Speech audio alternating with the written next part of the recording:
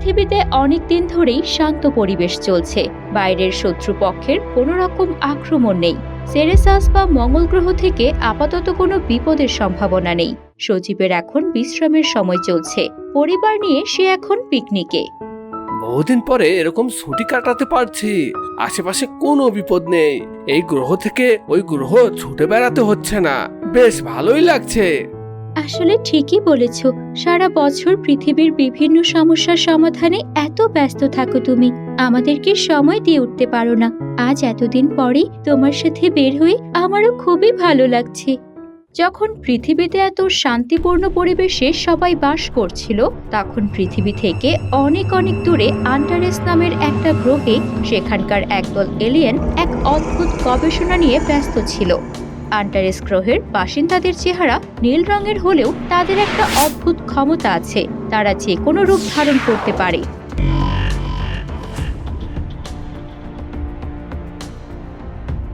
Professor, আমরা এত গবেষণা করেও আমাদের গ্রহের এই সমস্যার সমাধান করতে পারছি না। দিনে দিনে আমাদের গ্রহে দূষণ বেড়ে যাচ্ছে। এর সমাধান করতে না পারলে অতি দ্রুত আমাদের গ্রহে বিপর্যয় নেমে আসবে। তাছাড়া আমরা এত উন্নত প্রযুক্তি ব্যবহার করেও অন্য কোনো গ্রহে বাস করার পরিবেশ তৈরি করতে পারছি না। সেসব গ্রহে আমাদের বসবাস করার মতো কোনো কিছুই নেই। আমি জানি, লাস্ট 1 বছর ধরে আমরা চেষ্টা করে যাচ্ছি আমাদের প্ল্যানেটকে বাঁচানোর, কিন্তু এত কিছু করেও কিছুতে লাভ হচ্ছে না। তাই এখন আমি নতুন একটা প্ল্যান করেছি। কি সেই প্ল্যান প্রফেসর? আর সেই প্ল্যান দিয়ে কি আমাদের প্ল্যানেটকে আগের মতো করা যাবে? আমাদের প্ল্যানেট কয়েকশো বছর ধরে সৌরজগতের সবচেয়ে উন্নত গ্রহ।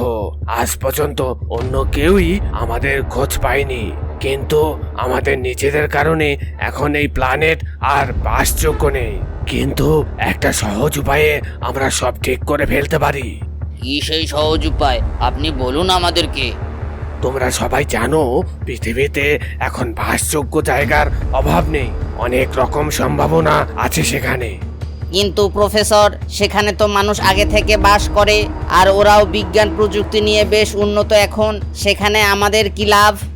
আমরা যদি পৃথিবী দখল করে নিতে পারি, তাহলে আমাদের মতো করে পৃথিবী সাজিয়ে নিতে পারবো। কিন্তু প্রফেসর, এইভাবে একটা প্ল্যানেট দখল করে নেওয়া কি পসিবল? আমরা বছরের পর বছর ধরে গবেষণা করে এই প্ল্যানেটকে উন্নত করেছি, কিন্তু তার প্রতিদান আমরা কি পাচ্ছি?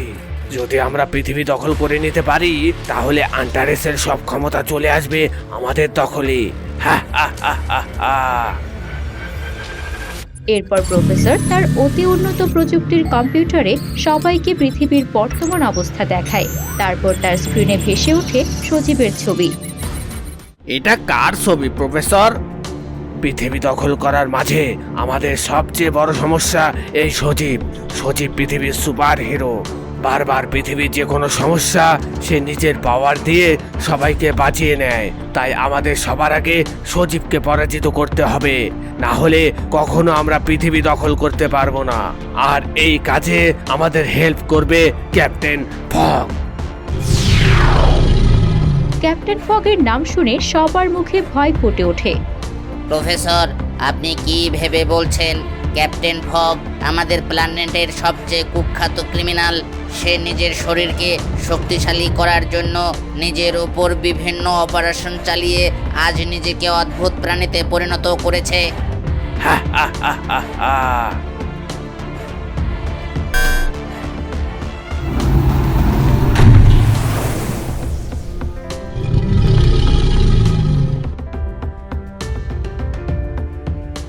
কিন্তু ফগের এরকম অবস্থা হলো কি করে? আর আপনি একে পেলেন কোথায় প্রফেসর? সে তো অনেক দিন ধরে নিখোঁজ ছিল। ফগ কিছুদিন আগে আমার কাছে এসে হেল্প চায়। সে আবার আগের মতো হতে চায়। আমি অনেক চেষ্টা করে দেখি, সেটা আর সম্ভব নয়। কিন্তু এই চেষ্টা করতে গিয়ে আমি আবিষ্কার করে ফেলি একটা ওয়েপন। এই ওয়েপন ব্যবহার করেই যে কারো স্মৃতি নষ্ট করে দেওয়া যায়, তাকে কন্ট্রোল করা যায়। আর তারপরেই আমার মাথায় পৃথিবী দখলের আইডিয়া আসে। আমি ফগকে আরো পাওয়ারফুল বানাবো, যাতে পৃথিবীর কোনো সুপারহিরো তার সাথে যুদ্ধ করে না পারে। সব প্ল্যান রেডি করে প্রফেসর ক্যাপ্টেন ফগকে ঘুম থেকে জাগিয়ে তোলে।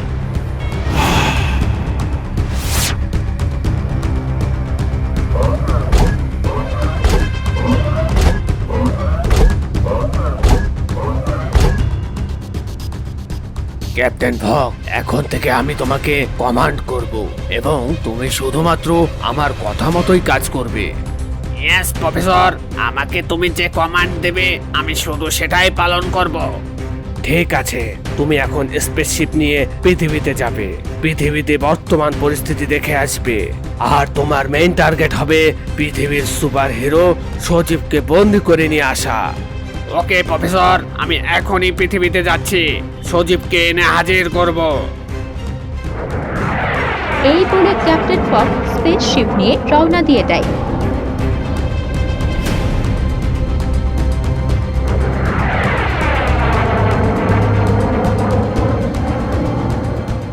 পৃথিবীর মহাকাশ গবেষণা কেন্দ্রে বিজ্ঞানীরা দেখতে পায় খুব দ্রুত গতিতে এক অত্যাধুনিক স্পেসশিপ পৃথিবীর দিকে এগিয়ে আসছে। তারা তখন দ্রুত মেয়রকে কল করে। মেয়র, পৃথিবীতে কোনো বিপদ আসতে চলেছে। একটা অদ্ভুত স্পেসশিপ দেখা যাচ্ছে পৃথিবীর বায়ুমণ্ডলে। আমি এখনই সজীবকে ডেকে পাঠাচ্ছি। মেয়র সাথে সাথে সজীবকে স্পেশাল সিগন্যাল পাঠায়। সজীব তখনও ছুটি কাটাচ্ছিল। তার হাতের ঘড়ি তাকে স্পেশাল সিগন্যাল দেখানো শুরু করতেই সে বুঝে যায় নিশ্চয়ই কোনো বিপদের জন্য মেয়র তাকে ডাকছে। এতদিন পরে নিশ্চয়ই কোনো বিপদ আসতে চলেছে, এজন্যই মেয়র আঙ্কেল আমাকে ডাকছে। আমার এখনই সেখানে যেতে হবে।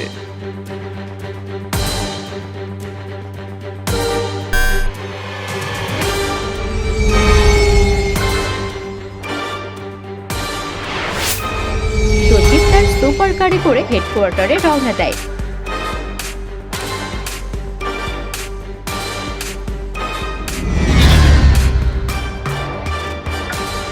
মেয়র সজীবের জন্য অপেক্ষা করছিল। সজীব পৌঁছাতেই মেয়র তাকে নিয়ে মহাকাশ গবেষণা কেন্দ্রে চলে যায়।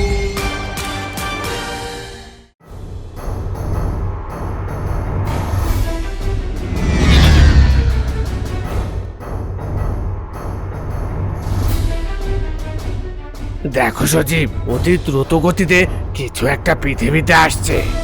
দেখে তো মনে হচ্ছে এটা একটা স্পেসশিপ, কিন্তু এরকম স্পেসশিপ তো আমি আগে কখনো দেখিনি।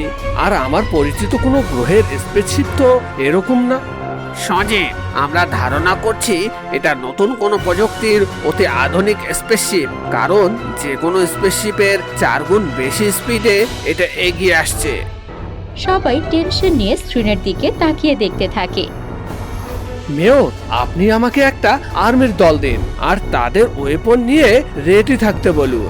যদি বাইরের শত্রু আক্রমণ করে সেক্ষেত্রে আমি এবং আমার টিম পৃথিবীকে রক্ষা করব।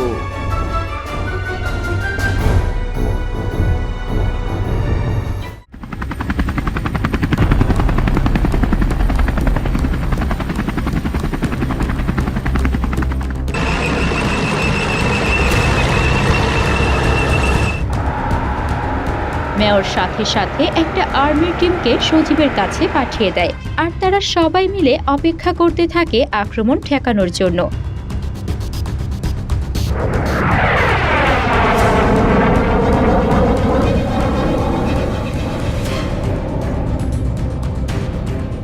ফাইনালি ক্যাপ্টেন ফগের স্পেসশিপ পৃথিবীতে এসে নামে।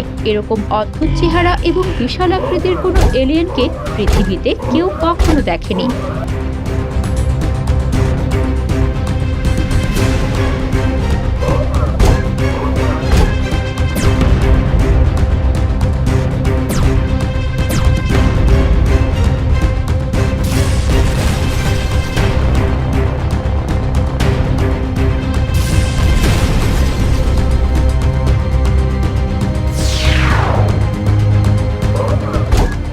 ক্যাপ্টেন ফগ পৃথিবীতে বিভিন্ন বিল্ডিং ধ্বংস করতে শুরু করে। সে প্রফেসরের দেওয়া উন্নত ওয়েপন দিয়ে মানুষদের পাথর বানিয়ে দিতে থাকে, বিভিন্ন জায়গা ধ্বংস করতে থাকে। সজীবের টিম বিভিন্ন রকম গোলা বারুদ ছুটতে থাকে। হেলিকপ্টার দিয়ে আকাশ থেকে ক্যাপ্টেন ফগের দিকে গুলি ছুটতে থাকে, কিন্তু আন্তঃস্থলের প্রযুক্তির সামনে তারা কিছুতেই পেরে উঠছিল না।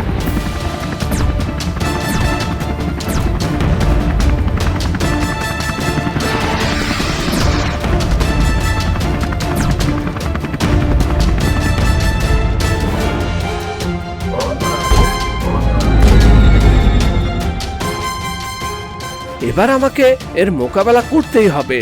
ম্যাজিক্যাল সুপারকার, চলো এবার আমরা এই শত্রুকে পরাজিত করব। ইয়াস সজীব, চলো লেটস গো। সজীব তার কার নিয়ে ক্যাপ্টেন ফগের কাছে চলে আসে। এরপর কার থেকে বের হয়ে তার সুপার ওয়াচের পাওয়ার দিয়ে একটা বিশাল আকৃতির ড্রাগনে পরিণত হয়। ক্যাপ্টেন ফগ সজীবকে দেখে কথা বলে ওঠে। ওহ, তাহলে তুমি সেই সুপার হিরো সজীব। তাহলে দেখা যাক আমি তোমাকে কত দ্রুত পরাজিত করতে পারি।